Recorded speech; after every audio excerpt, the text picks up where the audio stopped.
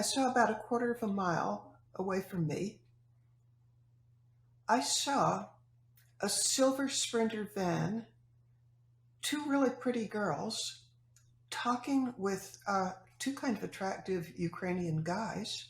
I assume they were Ukrainian. And the person that I was actually with a guy whose specialty is intelligence, so he can see things that are invisible to us, but his specialty was human trafficking. He said, as I'm looking at these two girls who are being handed into the Sprinter van, he said, "You're looking at traffickers. Those girls think that they've made it, maybe a 5-hour trip to the border and they're going to be in Poland and they've reached safety finally. But those two guys, they're traffickers.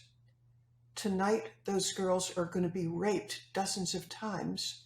They're going to be sold for sex by the traffickers, and pretty much the rest of their life, unless they're rescued, which is highly unlikely, they're going to be forced to have sex with strangers like 12 times a night for the rest of their lives. And their lives are probably going to be pretty short because the life expectancy of a woman who's trafficked, could be a guy, by the way, but there's two girls that I saw, their life is going to be cut short by overdose or suicide, or they might be murdered for their organs. Well, I'm watching this thing, a quarter of a mile away, and I'm wanting to do something, but, the distance is so great, not any possibility. But on top of that, the intelligence guy that I'm with said, don't keep looking, keep your eyes straight ahead, don't even acknowledge what you've seen, because we're talking, I think it's a $150 billion industry, the sex trafficking. There are some really good bad guys around here, and if you're going to try to break their rice bowl, they're going to go after you, and there's nothing you can do about it. I mean, you may end up pulled into a van and have your organs sold.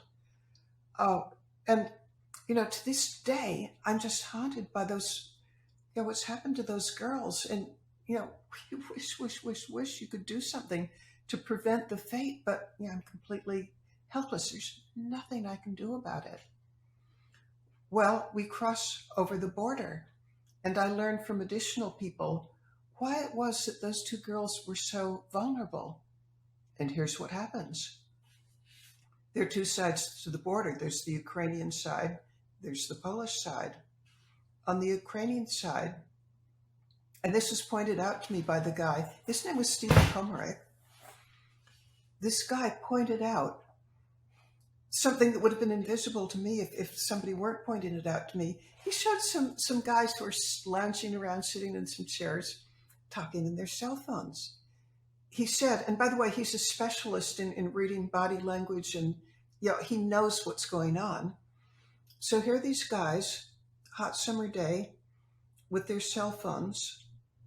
And he said, notice, they're taking pictures of young women, preferentially ones with children, and they're going to send those pictures to the traffickers on the other side of the border, saying, look, here's a live one coming.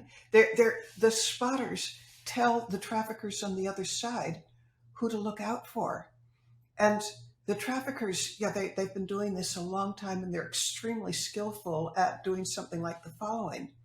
They see a girl, and the spotters already told the trafficker, there's a girl, look for the blonde one with the yellow blouse in this picture. She's probably been on the road 5 days. I can tell by, the spotter is saying, I can tell by the condition of her shoes that her clothes are rumpled. She's looking kind of dazed. She has a 100-yard stare of just showing that she's out of it. That's a good one. Get her. Well, this is what my friend Steve is telling me that we're looking at, and yet it would be invisible to you. You just think, oh, it's 3 guys talking on the phone. Nope, it's traffickers. And I learned, not just from Steve, from other people, that very often the woman who is a target for the traffickers, they want somebody who's completely exhausted and demoralized.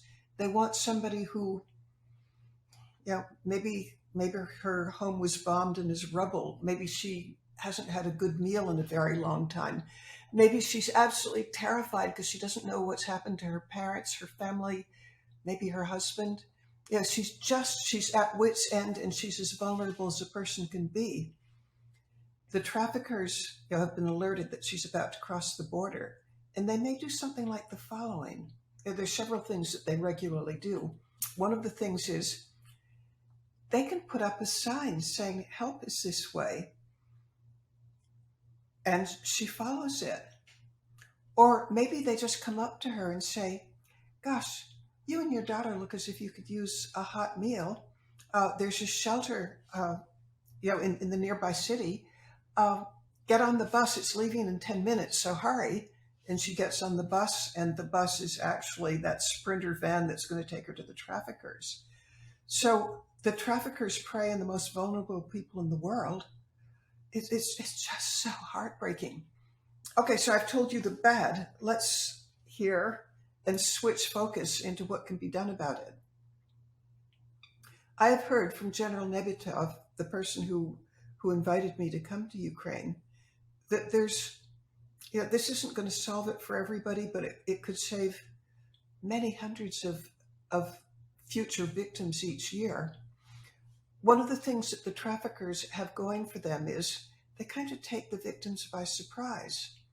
The victim has no idea that trafficking is even a thing. They're tired, they're exhausted, they're hungry, they're scared, and here's this nice older person, probably quite attractive, who tells them, "Congratulations, you've made it to safety. This van will take you to the shelter." The victims are just as vulnerable as you can get.